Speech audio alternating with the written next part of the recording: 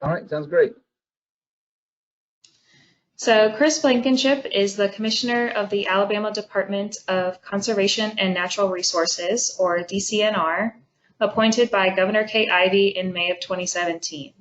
He has been with DCNR since 1994, when he joined the department as a Conservation Enforcement Officer in the Marine Resources Division. Chris is Chairman of the Forever Wild Trust Board, Chair of the Mobile Bay National Estuary Program's Executive Committee, member of the Ocean Policy Committee of the Association of Fish and Wildlife Agencies, past chairman of the Gulf States Marine Fisheries Commission, program administrator of the Alabama Seafood Marketing and Testing Commission, and Alabama's representative on the Gulf of Mexico Regional Seafood Marketing Coalition. Chris also served as a member of the Board of Control of the Employees Retirement System of Alabama. Having been integrally involved in the state's response to the Deepwater Horizon oil spill from the beginning, Chris has a solid background for the oil spill recovery and restoration work he handles as Governor Ivey's appointed designee to the Gulf Coast Ecosystem Restoration Council, established pursuit of the Restore Act. Chris also coordinates the department's role as administrator for the Alabama Gulf Coast Recovery Council, which was established to oversee certain funds allocated directly to the state of Alabama, including us with Gulf Corps.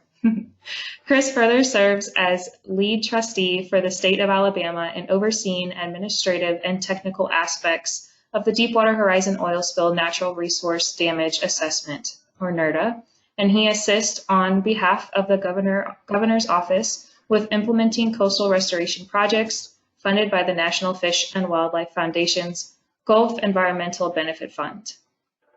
He has been happily married to Allison Blankenship for 28 years and has 3 adult children. He is a native of Dauphin Island, Alabama, and currently resides in Montgomery. And for his fun fact, a couple of years ago, he had lunch and hung out with Mark Zuckerberg and his wife Priscilla for the afternoon in coastal Alabama. So I'll switch it over to you, Commissioner, but again, we're so grateful for having you and you taking the time for us, so thank you. And sure, thanks. I'm looking forward to doing this. I've enjoyed the times that I've been able to come down and visit with the Gulf Corps, with some of the groups in the previous years. And one of the things that, as the Department of Conservation, we're looking for from this program is to find us some good, possible long-term career employees. And so I appreciate the opportunity to visit with you today to tell you a little bit about my background, how I came to work for the Department of Conservation in Alabama, and some opportunities that that we have out there, and how you can get on the list or the procedure to be hired. A lot of the faces I recognize. Good to see many of you again. It's nice to know that y'all are still continuing with the program and continuing to grow and learn and receive all the training and certifications. Those are the type of things that are very valuable when you're trying to find long-term or career employment, having that experience and those certifications. So just a little bit of a background on me. Excuse me. You know, I did start with the state in 1994 as a conservation enforcement officer. One of the reasons that I have been harping on with this program about people getting started early in applying for positions either with the state of Alabama or the federal government or other places is that when I graduated from college, I applied with the Department of Conservation to be a conservation enforcement officer. 2 years later, I got a call for an interview. It took that long for, they were redoing the certification, the test. They were reclassifying those positions. And so the job that I really wanted when I got out of college took me a while to finally have the opportunity to interview, and then I was so thankful to be selected. There were about 2,000 people that were on the list at that time after redoing all of the classification. So it was like finding a needle in a haystack. So I'm very thankful to have been given the opportunity. But I say that to say that you can't, you know, I made a mistake by waiting until I was about to graduate to start putting my name in the hat for different positions. I felt like if I started early and they offered, I wouldn't be able to take it because I'd be trying to finish my degree. And it was actually just the opposite. I should have applied earlier because it takes a while to get through the process, and I wouldn't have had to spend 2 years doing something else, waiting for the opportunity. The 2 years I did something else, I worked for a law firm as an investigator, so I got good experience doing different types of things. But I also learned after doing that, I did not want to go to law school. That was not something that I saw in my future. So I started with the state in 1994, riding around on a boat and getting paid to ride in the boat and talk to people, which are two of my favorite things to do in life. And I figured somebody's going to pay me to do that. Then I had found my dream job, and I thoroughly enjoyed that part of my career. Got promoted a couple of times to lieutenant, and then captain, and then major or chief of enforcement. And then during the BP oil spill in 2010, I was responsible for the response for the Department of Conservation and Natural Resources. I ran the response for the department and our employees. And then during that time, our director of Marine Resources had some medical issues, and they moved me into being the acting director of Marine Resources. And then I was in that position as the director of Marine Resources down the coast in Alabama until 2016, really 2017, and I came to Montgomery to be the deputy commissioner for the Department of Conservation. And then when Governor Ivey came in May of 2017, she appointed me as commissioner. So I've had the opportunity to really start at the bottom as a enforcement officer and move up all the way to have the opportunity to be the commissioner of the department. So it's been really good to see all the different levels in the department, and feel like as I got to be commissioner, I had a little bit more insight into what we needed to do than a lot of the commissioners that I had worked for in the past. Most of the commissioners, since it's an appointed position by the governor, come from outside. They may be from the private sector or retired from some other business, and they come into the department to be commissioner. And our department is extremely diverse. That's one of the things that we'll see as we talk about opportunities in the department, is we have all the state parks are in the Department of Conservation, all the wildlife and freshwater fisheries, including the enforcement officers, the biologists, biologist aides, managing either the state fishing lakes or the wildlife management areas. We're doing turkey work with deer, work with upland birds like quail, work with migratory birds like sandhill cranes or doves. And then we have our state lands division, which has the coastal section down in Mobile at Five Rivers and over at Weeks Bay that handle a lot of coastal issues. But then we also manage all the state properties around the state, the forever wild properties, the oil and gas exploration that takes place around the state, and then our Marine Resources Division, which is there in Mobile and Baldwin counties, that manages all the saltwater commercial and recreational fishing. So it's an extremely diverse department. I thought I knew, after working for the department for about 24 years when I became commissioner, that I knew what we did. The first few weeks I was on the job, they kept bringing me stuff to sign, and I kept saying, I didn't know we did that. I didn't know we were responsible for that in the department. So somebody new, like a commissioner coming in from the outside, it takes a couple of years for them to really get a handle on what happens in the department. So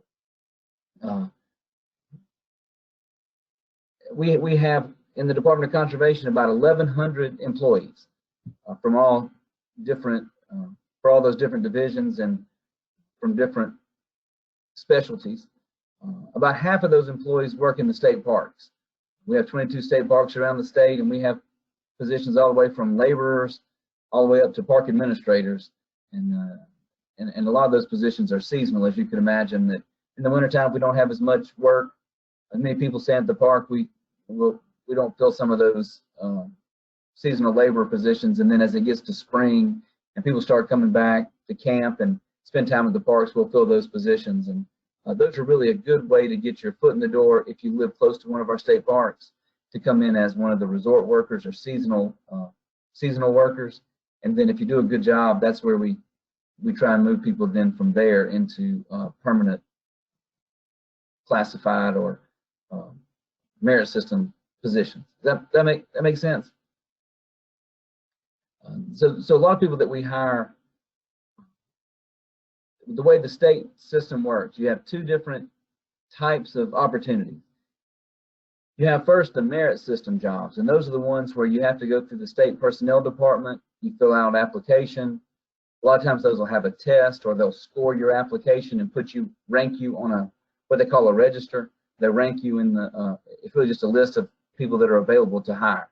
And then we get that official list from our state personnel department for that job classification. We do interviews or some background check, and then we'll appoint somebody to one of those merit system jobs.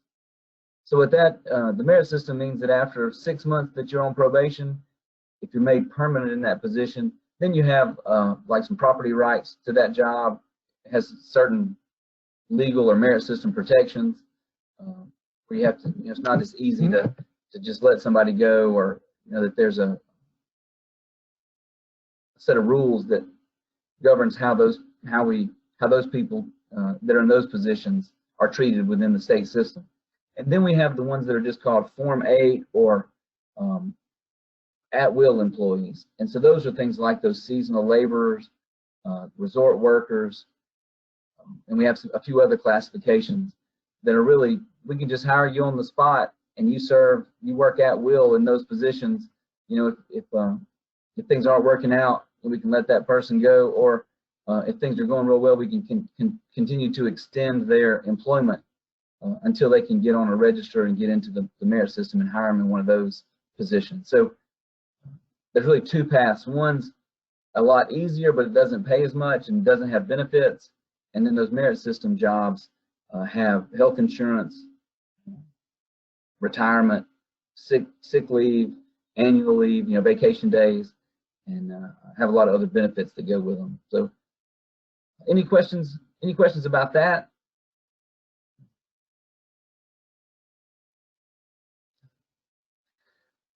I always said, working for the state, that you'll never get rich working for the state of Alabama, but you have good benefits. And our insurance is, for individuals, it's almost free. I think it's like $15.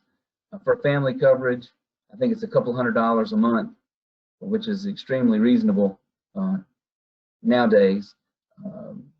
Money's put back out of your, you have to contribute, but it goes into a retirement fund, and the state funds that as well for a defined benefit and pension after, in my case, it's 25 years because I started under the old system. Under the new system, it's a little bit longer. But those are great benefits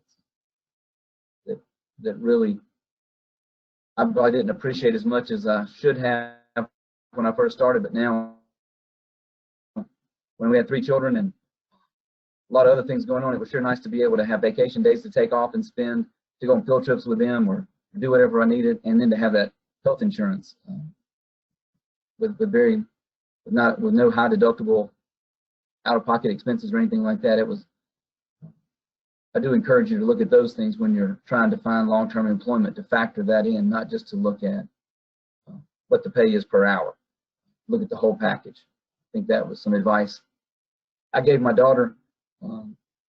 She was a waitress, and she was making really good cash money, and she liked that cash money in her pocket, and had an opportunity to go to work at one of the hospitals here, and she was going to be making less, I guess, per day in her salary or in her pay, but they had those benefits. And I told her that she's going to like having a vacation day, that when she takes off, she still gets paid for it. And then when she goes to the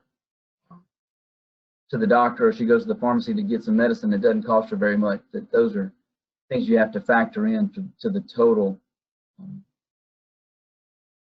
experience, and not just look at the money you get paid at the end of the shift every day. So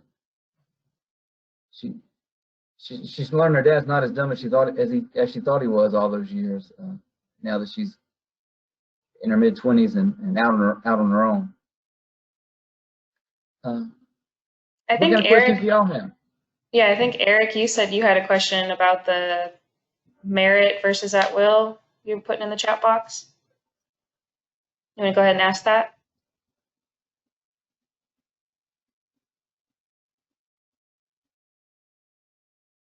Looks like you're on mute.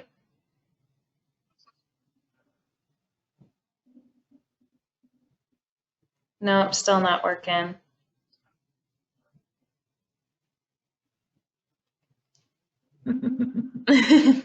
Well, let's see. We've got a couple other questions. Gianna, you want to pick one while maybe Eric, you need to take your headphones off. I'll work with you on that while Deanna's picking the next question. Yeah. Amber, do you want to go ahead and ask your question? That's a pretty good question. I'm wondering that too.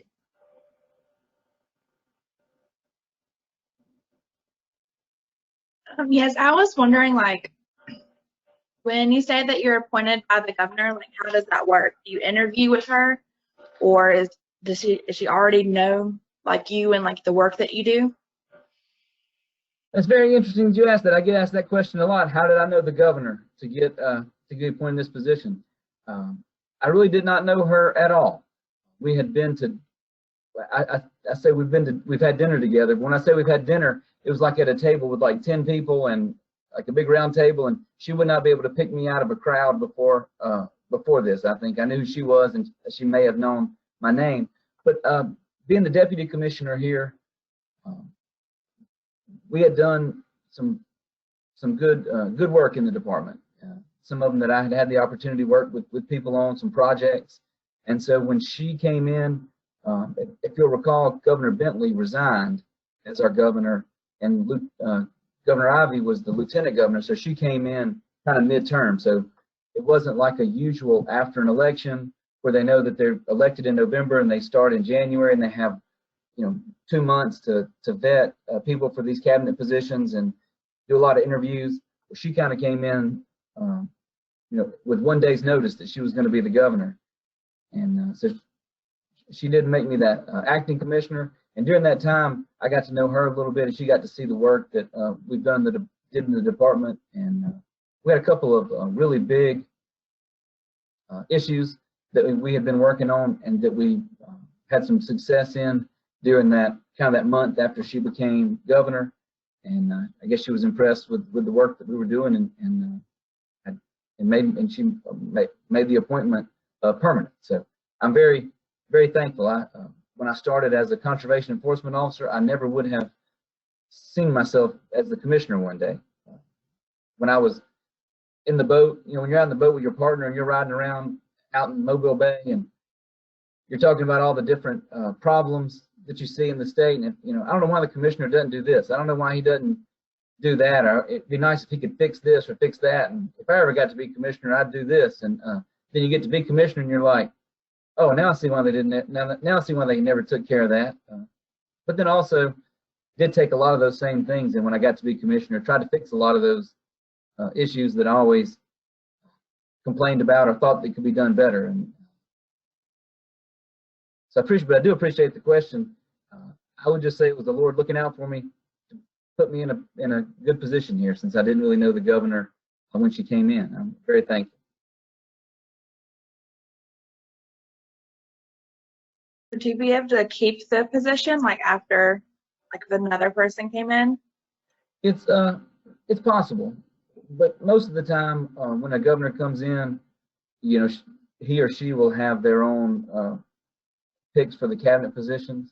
In Alabama, we have 22 cabinet positions. So it's a pretty good bit for a state our size.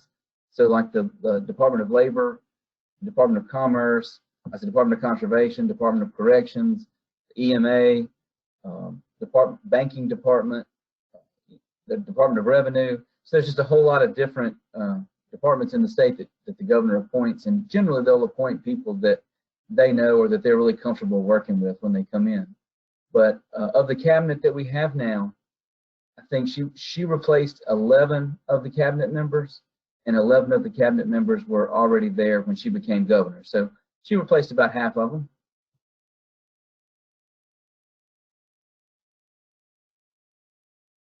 Thank you. Eric, are you up and running?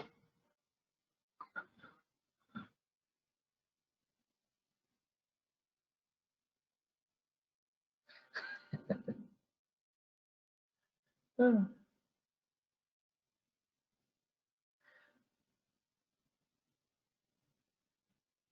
have to type it out, and I'll somebody read it, and I'll answer it. I'll be glad to.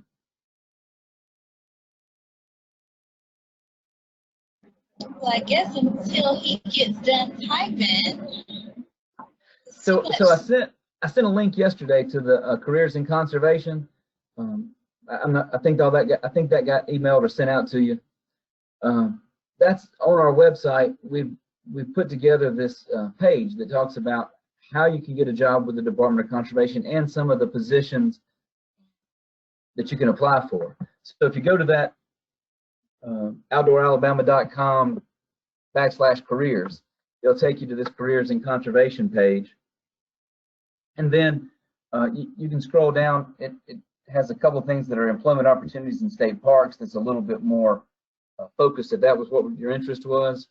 Employment opportunities at the Five Rivers Delta Center, there on the Causeway. And then you come on down the merit positions. If you scroll down the list, it says there's a partial list of individual job classifications.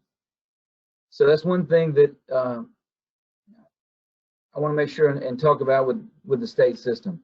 You have to apply for each classification. You can't just send one application in and say, I want to apply for, hire me for something. I'll take anything. You have to pick a classification. If it's a biologist aide or a biologist position or a parks administrator position, each one of those have a class code and a class title.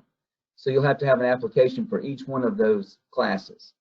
Now there's a way that you can go on and do set up a profile on the state personnel website, and then all of your previous employment, address, education, all that's in there. Then you almost just change the class title and class code, so you don't have to redo every application. Or what I'll suggest is you go ahead and do one application and leave that class code and class title blank. Do the one application, and then you can print it or save it as a PDF, and then go back in for every other classification you want to apply for. You just fill out the class code and class title, just to save you some time, not having to retype all that, if that makes sense. Because you'll want to apply for as many things as you think you qualify for, to give yourself the best opportunity to get hired. Because once you get your foot in the door, then you'll see other opportunities or places you can transfer or different classifications that you would qualify for. But it's just getting that foot in the door is the biggest first step.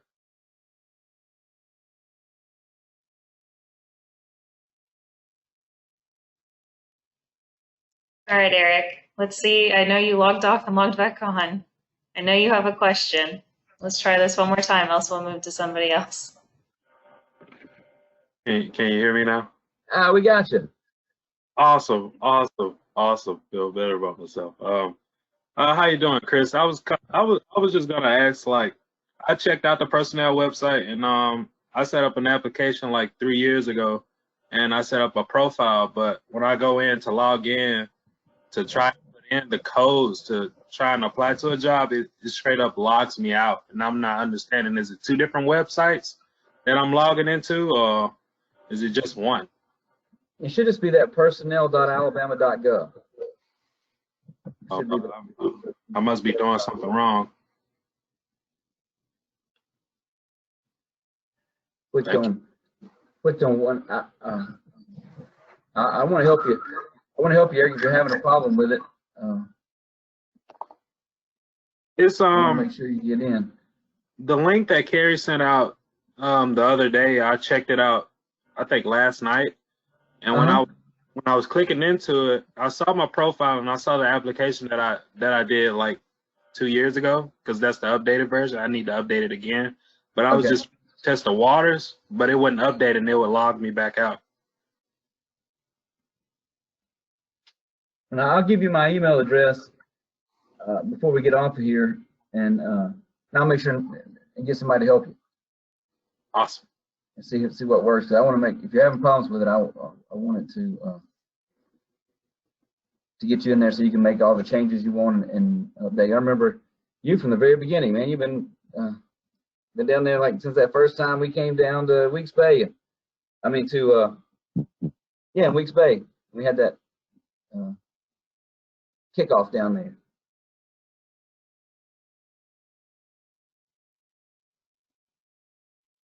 Well, thank you. Boris, you had a really good about transitioning into being a commissioner. I'm sorry. Hey, I did. Can you guys hear me? Yeah, I got you now. Okay. My question was the transition into your position a difficult one? And also the second part of the question that I typed out was, what was one of the main issues that your office is working on as of like right now during COVID, if anything's like changed? Sure. I'll go back to your first question. Answer to that was yes. I really enjoyed the job I have now, but just to be, totally honest on the history, when I was in college, to start out with, I was a physics major, and for the first couple of years in college, and I thought, what am I going to do with a physics degree? Like every job that I looked at was going to be inside, like in a lab or in an office somewhere or in a school. And I didn't want to do that. I wanted to be outside. That was, where I wanted to spend my life working was outdoors. So that's why I changed, and so I could work in this field. So you take a job where you can work outside, and then you do a good job, and they keep promoting you till you end up in an office, which is not where you wanted to be to begin with. That's why you didn't choose that as a career, because you didn't want to be inside. So it was, for me, a little bit of a difficult transition. I had a hard time. Any excuse I could find to go out in the field and go work with the guys, or get on the boat, or go out in the woods. I was out, and then I would get behind, and I was still doing the project work, not doing the administrative work that needed to be done. So for me, it was a little bit of a difficult transition. So what I would end up doing is spending hours in the evening, and when I got back, doing all the stuff I probably should have been doing all during the day when I was out in the field with the folks. And so I still go do that, but I'm a lot more judicious and pick the opportunities to go, because I still think it's extremely important to get out and see what's happening in the real world outside of the Montgomery office. Because if you just sit in this office all the time, you don't really get to talk to the people that are out in the field doing the work every day. You don't get to see stuff firsthand, and you get stuff that's filtered up to you. But when you go to a park and you talk to the maintenance guy that's handling keeping up the buildings in the park, or you talk to one of the park administrators and what they're going through, you learn a whole lot more from them than you ever can learn in the office, and learn what they need to be successful. And having that field experience, I remember what it's like if having stuff that we needed to be successful and not having that equipment, or not having that policy, or not having that opportunity to have what we needed. And I'm trying to make sure people get what they need. So I will say it's been a difficult transition, but I've also enjoyed having all of those different roles coming up through the department. So the things that we're working on now, we have gone to teleworking over the last few weeks, and it has gone better than I've expected it to go. I was very skeptical when we first started with the teleworking. Like I say, out of the 1,100 employees, the vast majority of our employees are in the field anyway. So it didn't really change the way that they work. They work out of their truck, or out of a field office somewhere, and they're in the woods, or they're on the lake, or in the rivers doing sampling, or the enforcement guys are out doing enforcement work.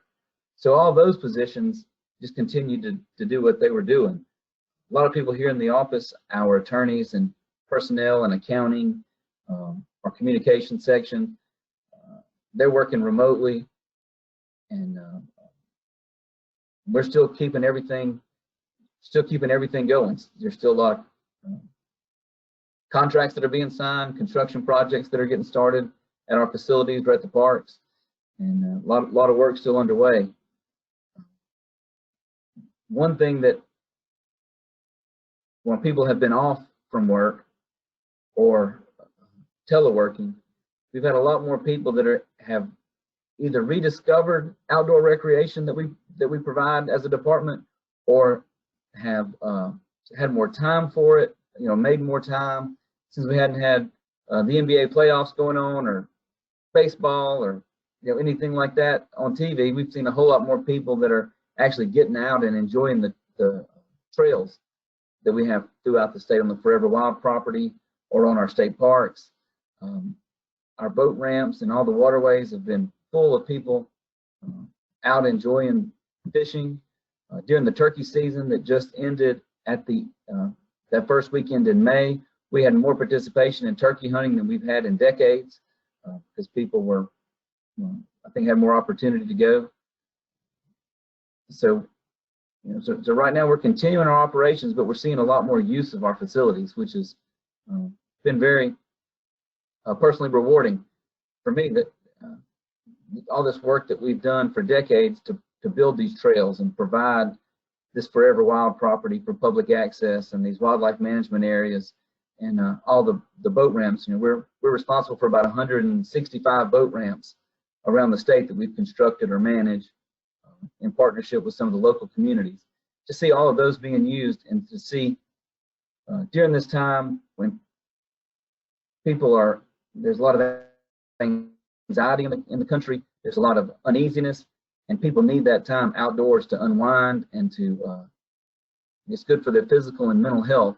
And to know that in Alabama, what all we have provided for people, and to see it being used has been great.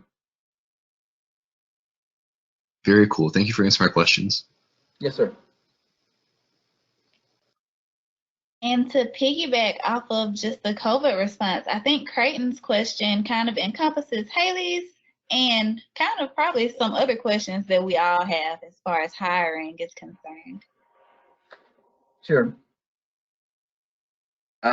Yes. So my question with regards to COVID was, has COVID-19 affected your budget and or hiring process?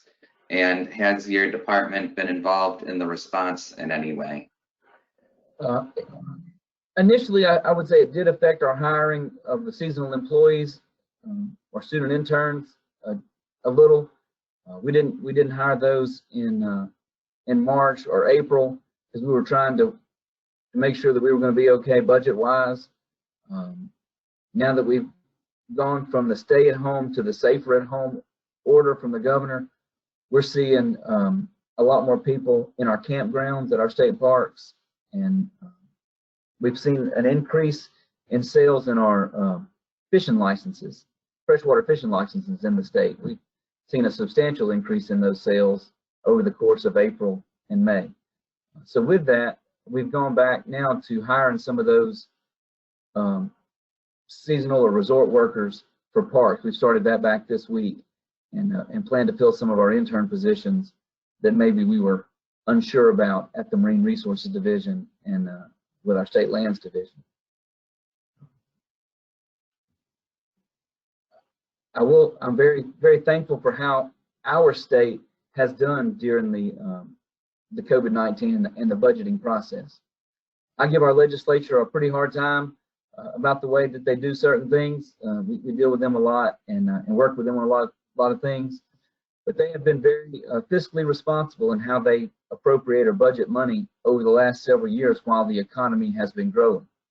So instead of them budgeting every dollar that comes in, as we've seen, 5% and 6% and 8% growth in our state economy, they've been budgeting at a lower level for the last few years and putting the excess money that's come in into like a rolling reserve or like putting it in a savings account. So we've had this downturn during COVID-19. We've had some money kind of put back as a state to be able to utilize both for the current budget that we're in and the budget for 2021 that begins in October. So Alabama's doing better than many of the other states because of the way that we've budgeted money in the past and set up that rainy day or savings account. I've heard states like Georgia is having like a 15% across the board cut. I know Florida, Georgia, I think Tennessee have hiring freezes where the state is not hiring anybody, not promoting anybody in those states, canceling all travel. I mean, just some really harsh things to be able to try and balance their budget. And I don't foresee us having to do that here in Alabama, at least not as long as the economy picks up later this year or in 2021. It's actually part of the reason why I asked the question. I'm originally from New York State, and I've been thinking about trying to get back there once this program ends. But now I'm considering, staying in this area where things look a little bit better in terms of that kind of stuff. I know New York just put into effect a hiring freeze, so yeah, things are tough up there.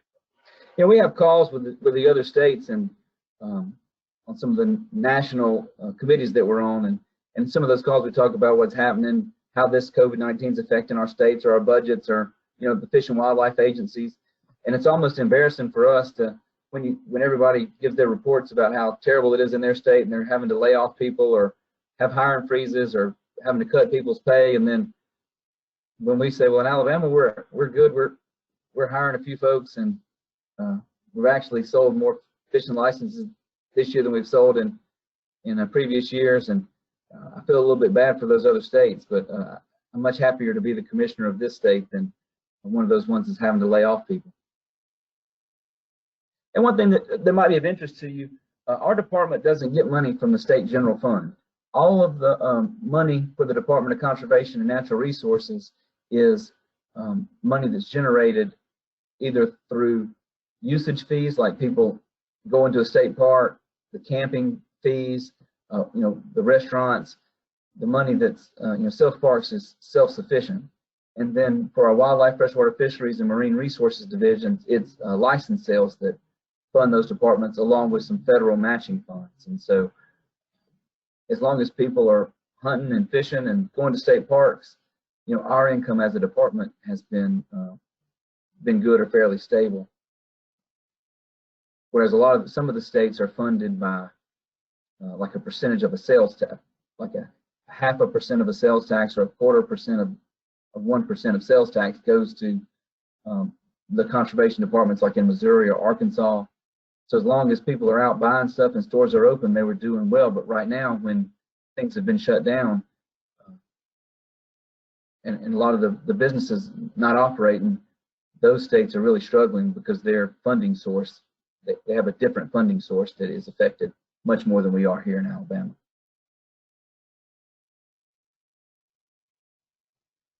Cool. Thank you. Cody, did you want to ask your question about requirements to be a conservation enforcement officer? Yeah. What are some of the educational requirements to be a conservation officer? So really the minimum requirement is to have a high school diploma or a GED, and some experience, some work experience, not necessarily law enforcement experience. But like I say, it is a very popular classification. So a lot of the people that we hire, if you have a college degree or if you've been a certified police officer already or before, those are the type of things that help your opportunities. Or if we do hire quite a few military veterans that when they're finishing their enlistment time to go there. But we've toyed with the idea for several years whether to make it a requirement of having a college degree. That would increase the base salary to begin if you required the college degree. But then you'd also miss out on a whole lot of really good people that we have working for us that we would not have hired if that was a requirement. So I'll say that gives you a leg up if you have the degree. but it's not not a necessity. You know, really, we're looking for people that can interact well with the public and that'll work hard, and have good personality, and are good workers. The starting salary, I think now for a conservation enforcement officer is over about $36,000 a year now, which is not too bad, especially when you add in those insurance and retirement benefits and the other things that we talked about a little earlier. And as long as you're doing a good job and there's not a freeze on merit raises in the state, you can pretty much count on a 5% raise every year until you get to the topped out level, which is in the upper 50s, 60, around 62,000 maybe now.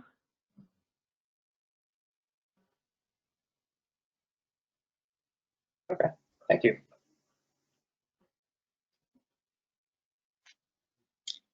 Austin, did you want to ask your question about the resume?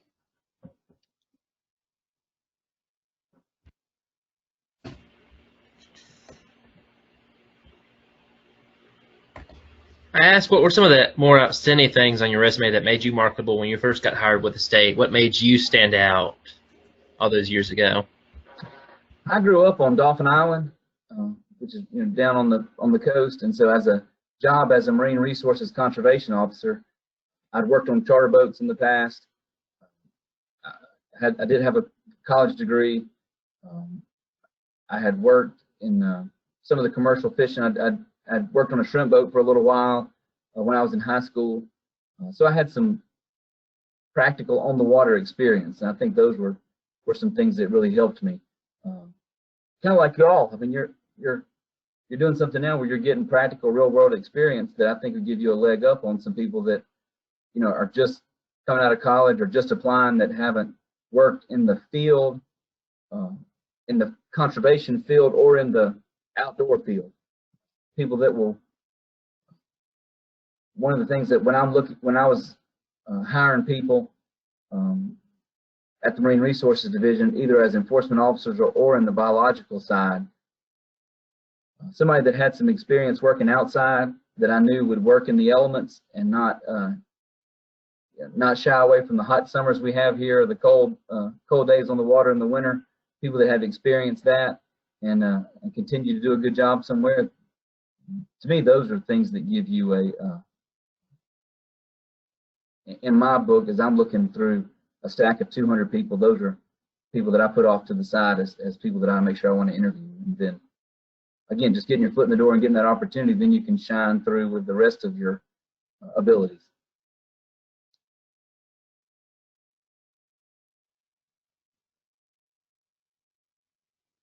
Awesome. Thank you. Braylon, you had a really good question. I think you and Ashley had pretty much the same question, just worded different.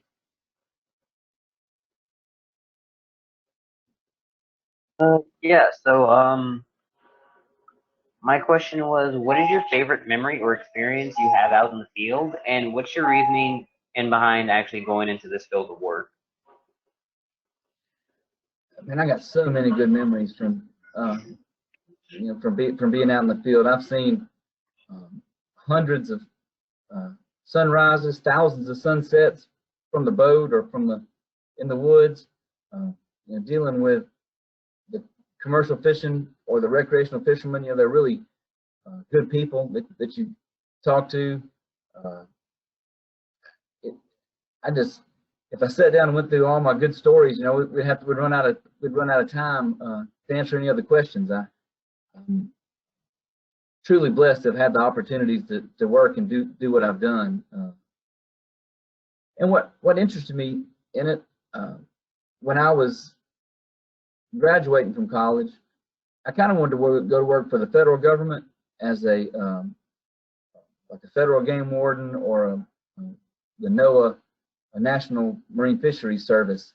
They have special agents, and that was what I was really interested in doing. But as I graduated in '92, they had a hiring freeze on at the federal level. They weren't hiring any law enforcement people unless you had a law degree or you met these other really stringent criteria. That was during when President Clinton was there, and they had these. They're trying to limit the size of government. So that's when I started applying with the state, and as it worked out, I'm very thankful to have gotten hired on with the state. With the federal government, I would have had to have moved all over every so many years with my family and moved to a different position. But by working with the state, I was able to stay here in my home state where my wife's from, and our children see their grandparents, and so it's been a good place to work. When I work with those federal agents and I see what they do, I don't think I would like that job near as much as what I've done in Alabama.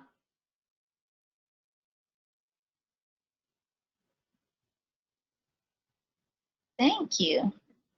Camille, you also had a really good question earlier. You want to go ahead and answer that one? Okay. Hello, Chris. It's good to see you again. I'm not sure if you remember me, but we actually met a few years back. I was a seasonal laborer working at the hatchery at MRD, Chris Denson and Max Westendorf. My question is more about networking. Would a previous employee have a better chance of getting a position, or is it strictly up to your rank on the register? Do all applications have to go to Montgomery, or can they hire you on spot based off of your work ethic? And as far as grading, is education more valuable than experience? And you kind of went off like on that with law enforcement, with the question that Austin asked. Sure. So literally 3 questions there. I'll try and take them one at a time. Some positions that you can hire on the spot, some of those, like the seasonal laborers or resort workers, those can be ones that don't have to go through the personnel. They still go through personnel, but they don't have to get ranked on a register and have that specific list, and you can only hire people off of that list. For some of those jobs that I described, they can hire those people on the spot. There are some requirements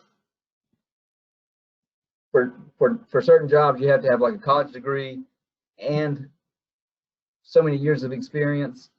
Depending on what the classification is, you may have to have a college degree and 1 year of experience or 2 years of experience.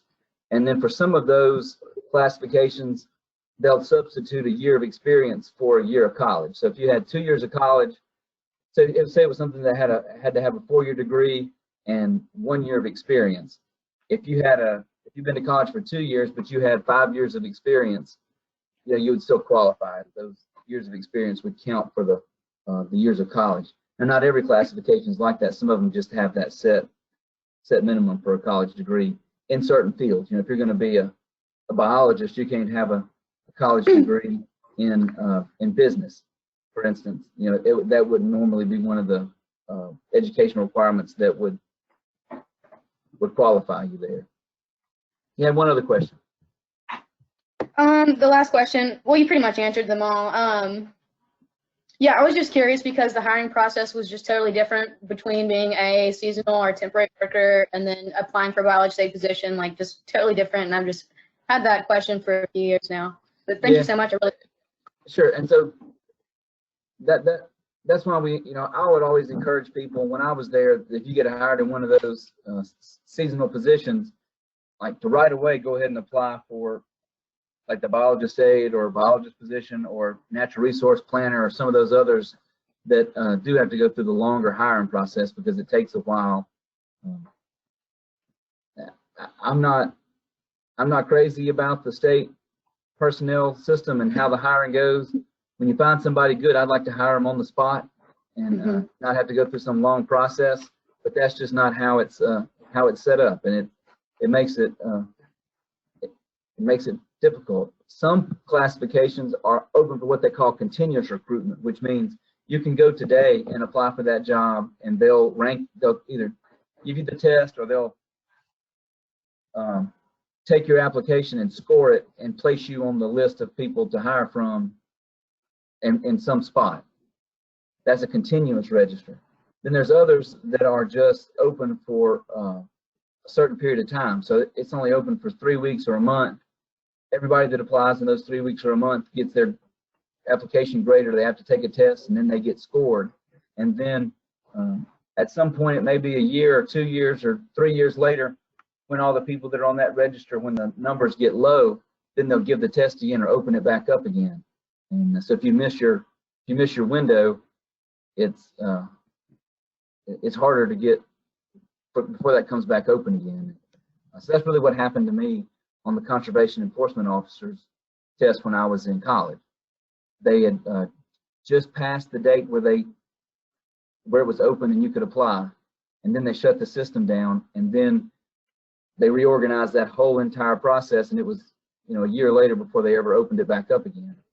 So that's why I say when people call me and ask about jobs and what's open, and I tell them, here's the link to the personnel website, here's the class code that you for this position, and apply today, not tomorrow, not next week, not the week after. Get on there today and send your application in, because there's no procrastinating may cost you 6 months or a year of the opportunity to get in. Does that make sense? Absolutely. And also one more question now. I'm very familiar with the rule of 10. So if it's a continuous register, are they only going to consider those top 10? Like, would they re-administer or like reevaluate any applications, or would they just go to the second quote unquote tier, I guess, I think or like a 12 or 13?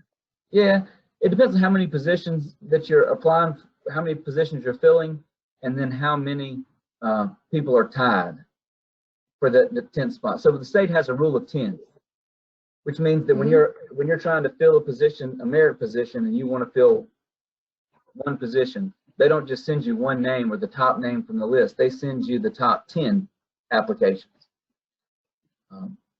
But it's also the top 10 and ties. So a lot of times, if it's a application that scored like a 90, 95, 90, you may have 3 95s and 12 90s.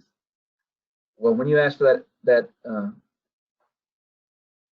application to fill that position, they'll send you all of those 95s and all of the 90s, because they're tied to make up that 10. So you may get 15. Okay, that makes a lot of sense. Thank you. Or 20 names. But if you're filling 2 or 3 or 4 positions, you can ask for, if you're filling 4 positions, you can get 40 names. Thank you so much. I really appreciate that answer. So what we'll see a lot of times I keep going back to the conservation enforcement officers classification, because that's just the one I'm most familiar with, and the one that has the most applicants, if you want to know the truth, in the whole Department of Conservation. There's so many people that want to be conservation officers. So you may have, they do that one in bands, not necessarily by numbers, but so band 1 may have 300 people in band 1. So if you're filling one enforcement officer position, you'll get 300 applications to go through to interview people and to fill that one spot. So that's why I said that's where having that outdoor experience and having some of the certifications that y'all have earned, those are the type of things that will take you out of that stack of 300 applications into that smaller stack of people that get interviewed.